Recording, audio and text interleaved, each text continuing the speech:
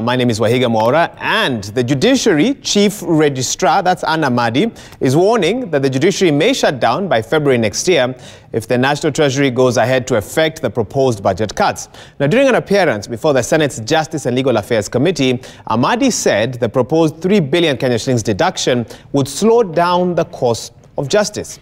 Here is that report in full. The wheels of justice are slowing down. Judiciary Chief Registrar Amadi warning that they will grind to a halt by next year if proposed austerity measures are effected. Already several courts of appeal are not sitting due to shortage of judges. An under-resourced judiciary cannot meet the needs of a growing economy. Amadi warning that some of the corruption cases lodged in the anti-corruption court may begin in 2024, since already the court has fewer magistrates and no money to hire additional ones to reduce the backlog. So we have 8 counties that do not have a high court, and we have about over 100 sub-counties that do not have a court station, and they are served by mobile courts.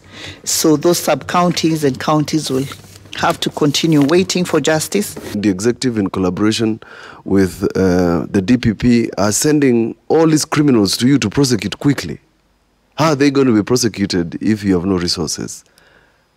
Call their bluff and tell them the case on Arrow Dam will be heard in 2020.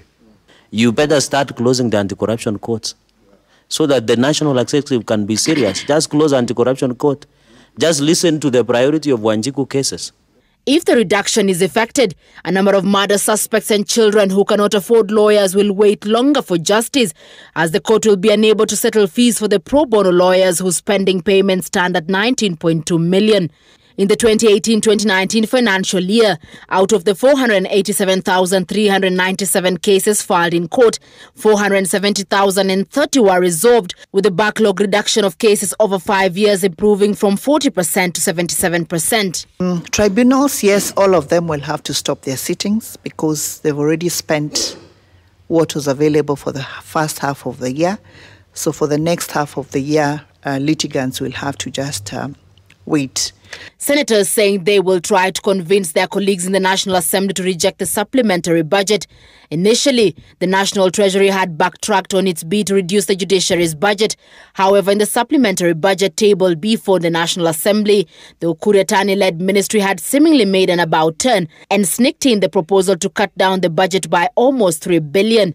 The registrar calling for a review of the law to secure explicit financial autonomy for the judiciary, particularly on the appropriation of funds. The government's move to impose austerity measures in a bid to fund the competing needs have literally left the judiciary in a limbo, mainly waiting to see whether the proposed budget cuts will be implemented, and if implemented, what then is the fate of the judiciary?